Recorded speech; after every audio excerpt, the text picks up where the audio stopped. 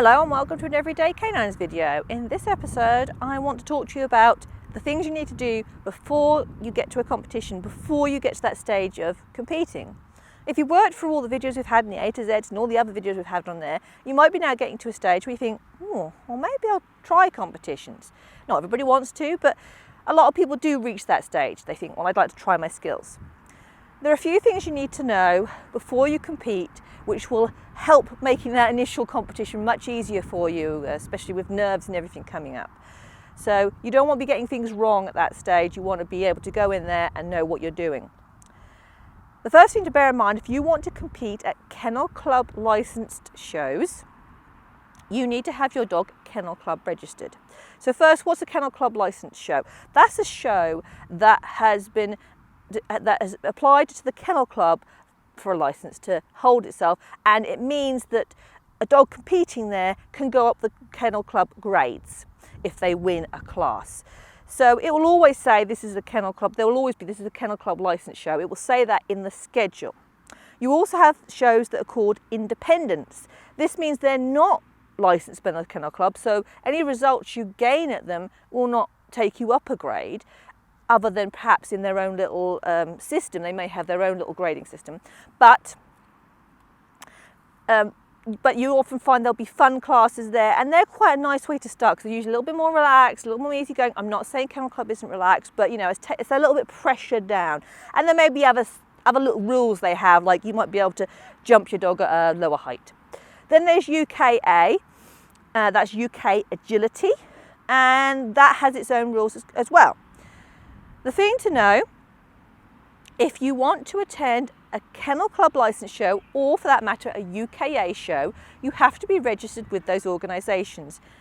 Independent shows you usually do not, unless they specifically state it. There are quite a few little independents that happen that you can just go to without having your dog registered.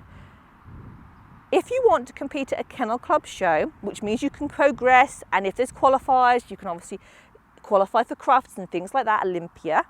They're the only shows you can do that at. Then the first thing you have to do is have your dog registered either on the breed register, the Kennel Club breed register, or the activity register.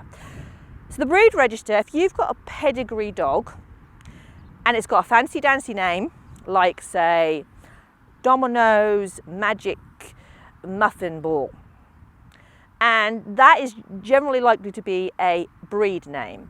It's their pedigree name. If you were then to search for them on the Kennel Club register, it would come up. It would say, yes, this is so and so, and it pick up their mother and father, so forth. You should have paperwork for that. It's a nice little certificate that says all the details on it. You should have that. If they've got a name, but they haven't got that certificate, or you can't find them when you go on the registry, then, well, that's a whole new ball game. That's another story. If your dog does not have that, then they need to be on the activity register. The activity register means that any dog that's not a pedigree, or it hasn't got a pedigree, it might be a pedigree but it hasn't got the registration to be a pedigree under the Kennel Club rules, that means they can still compete. This comes from the fact that in some countries there is a rule that you can only compete pedigree dogs.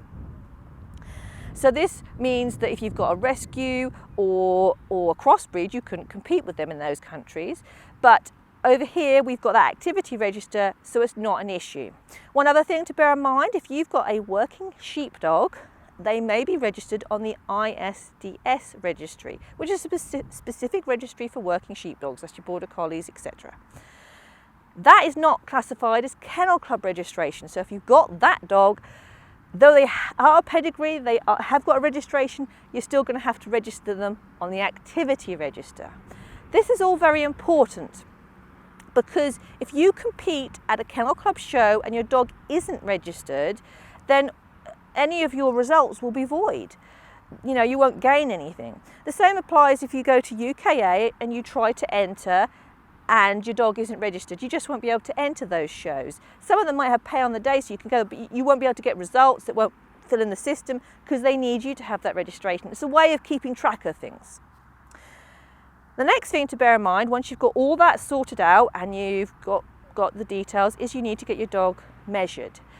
That is so you know which height your dog comes into. There are now 4 heights at Kennel Club: small, medium, intermediate and large.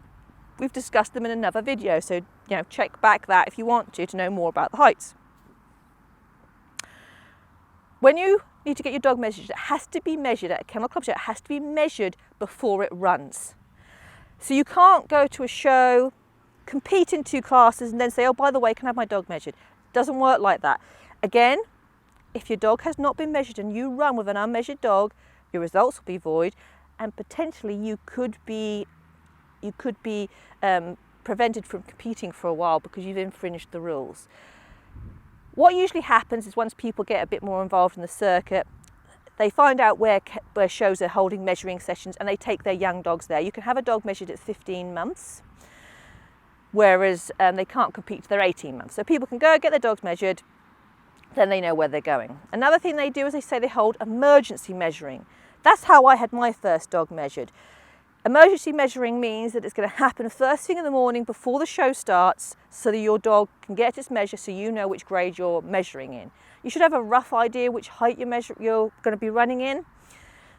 I would always advise at least finding a club or someone who can measure your dog or get a really accurate idea of what your dog measured into because there'd be nothing worse than entering a show, getting there, having your emergency measure and discovering that your dog you'd put in the small classes is actually a medium. That's a bit of a grey area of how everything works. It's a bit of a grey area as what they will do and whether they'll transfer it across and whether they'll say, well, okay, we'll put you in there, but you'll be all in the wrong category. So it's a stress you don't need on your first day of competing. So where possible, if you can get your dog to a measuring session before, and you can always go along to these shows and get the dog measured and then just get used to the environment. That's not a bad thing to do for you. Then certainly do that. Or go with a friend. Maybe you've got a friend who competes and so you could go along with them to a measuring session.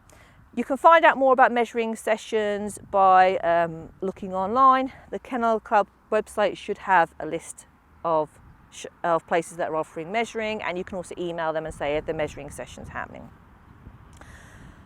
Measuring is a little bit complicated because if you're in small, medium or intermediate, your dog has to have a second measure at some point. Has to be over a year and a day since the last measure, but within 2 years.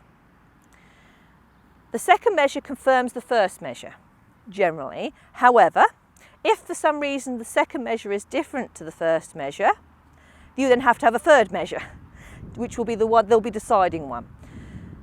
So say your dog measured medium, and then the next one they measured intermediate, you'd go, okay, I might have to have a third measure to clarify this. Some people might say, well, I'm happy for them to be in the intermediate, the higher height, and go with that, but you're going to have it clarified. There is a limited time for getting that third measure. It was something quite tight. I'm not sure if it's within a month. I'll double check that. But you have to get that done pretty pronto to know where you are competing wise. So it's just something to bear in mind. I've never actually had to have a dog have a third measure, but it does happen, especially at the upper end or if the dog is really close to the dividing lines between heights. Lastly, if you have a dog that measures into large height, it only has to have one measure if you choose.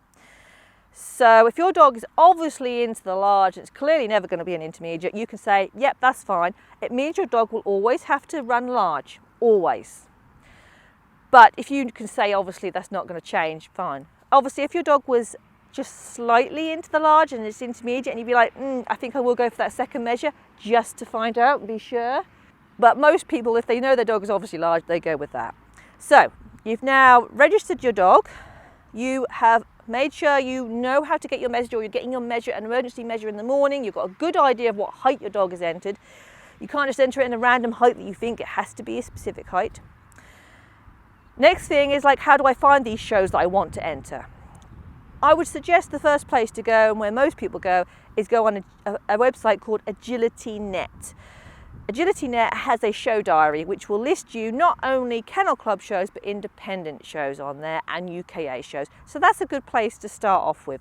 Once you get a bit used to things, you can start then looking on Facebook. There's groups on Facebook. Most training clubs have their groups on Facebook, so you can then go there and find out. They may have shows that are happening that they haven't put on AgilityNet, but all the Kennel Club shows will have to be on there, so it's a great place to start, and you'll find the schedules put on there, details of how to enter. It's a great way to start off. The last thing I want to mention to you, before you go to the show, I want you to have a look at your dog and I want you to look at their collar. Dogs cannot run in an agility show with any form of tag hanging off their collar. You have to either have no collar, or you have to have a flat collar, what they call a flat collar with a flat tag. And a flat tag will sit flush on the collar with the same details of name, postcode. So if you're worried about your dog not having anything on, you think, oh, if they leave the ring or they got lost, then you have these flat collars on with that. They cannot run in a harness. They cannot run in either a check collar or a half check collar. Any of those sorts of collars where there's a looseness to them, a dangler, they cannot run in them.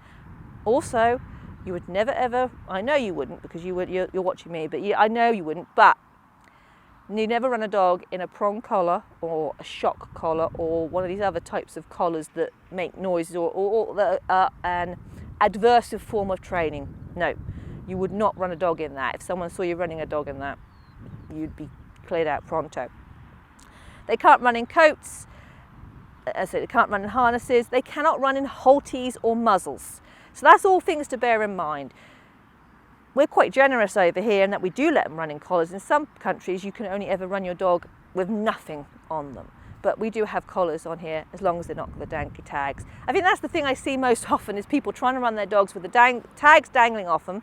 And by the way, if you do that, it's an elimination. So you could have a beautiful run clear and the judge will come to you and say, sorry, I'm going to have to eliminate you. Your dog had tags on its collar.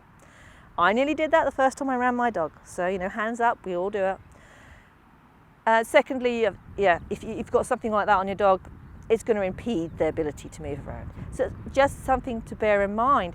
So they're the key points to think about. There are other things, of course, but those are the key points you need to know before you go into a competition, the things that most commonly people get wrong.